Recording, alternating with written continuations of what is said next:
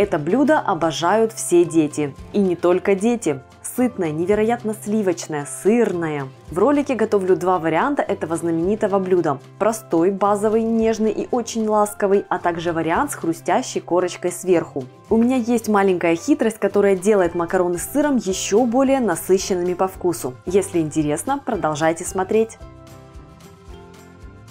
Привет, друзья! Меня зовут Галина Артеменко. Да, это блюдо – это настоящая калорийная бомба, зато какая вкусная! Прелесть все же в том, что макароны с сыром блюдо настолько насыщенное по вкусу, что достаточно совсем небольшой порции, чтобы насладиться. Маленькая хитрость заключается в том, что я готовлю соус для макарон с сыром не на основе молока, как это делается по классике, а на основе куриного бульона. Именно благодаря ему соус получается еще более насыщенным, готовое блюдо получается более объемным по вкусу. Если вы уже когда-то готовили макароны с сыром, то напишите в комментариях свои впечатления, когда сравните эти два рецепта. Ну а если вы будете готовить это блюдо впервые, я уверяю вас, вам точно понравится. Набор ингредиентов для блюда очень простой, и точное количество каждого ингредиента я оставила в описании под роликом. Я беру макароны из твердых сортов, они не разваливаются и остаются упругими. В этот раз использую цельнозерновые. Лучше брать короткие сорта с какими-то завитушками. Они круто собирают на себе густой сырный соус.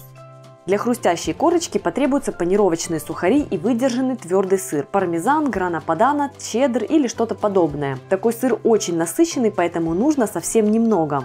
В большую кастрюлю набираю много воды, щедро солю, довожу до кипения и отправляю туда макароны отвариваться. Готовлю их на 2 минуты меньше, чем рекомендует на упаковке производитель. Макароны затем еще будут в соусе и дойдут, не переготовятся и не станут кашей. Пока закипает вода и готовятся макароны, готовлю соус. Для него натираю на крупной терке сыр.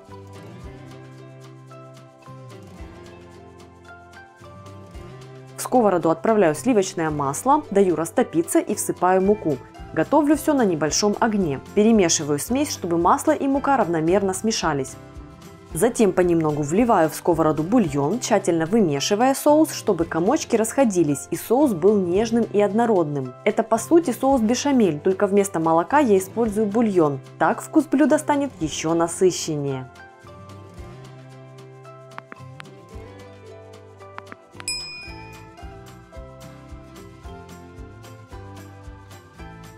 Я ввела весь бульон, соус получился очень красивым, нежным, комочков нет.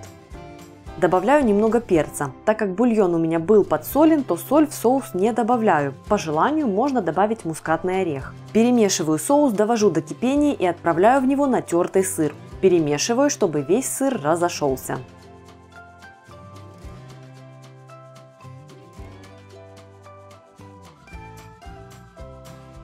Посмотрите, каким нежным, обволакивающим получается этот соус. Потрясающе!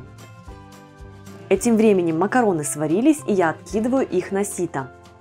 Отправляю макароны в соус и перемешиваю, чтобы соус покрыл их со всех сторон и попал во все углубления.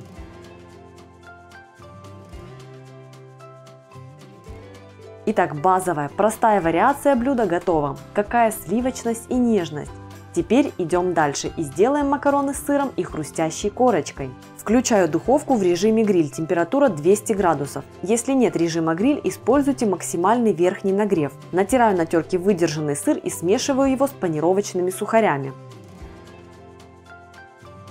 В форму для запекания выкладываю макароны в сырном соусе и разравниваю слой.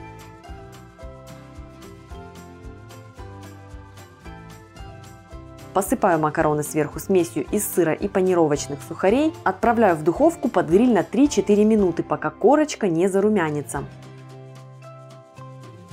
Только посмотрите, каким красивым получается блюдо. Нежные макароны с сыром и яркая текстурная корочка сверху. Это очень вкусно. Какой вариант выберете вы? Поделитесь в комментариях. К такому насыщенному блюду я могу посоветовать вам приготовить только какой-нибудь легкий салат, для того, чтобы его оттенить и освежить. Ссылки на салат я оставлю где-нибудь здесь на экране, также в описании под этим видео, так что заглядывайте, готовьте, пускай вам будет вкусно. Меня зовут Галина Артеменко, это канал «Жизнь вкусная», подписывайтесь, жмите на колокольчик, оставляйте комментарии и нажимайте лайк этому ролику, если он вам понравился.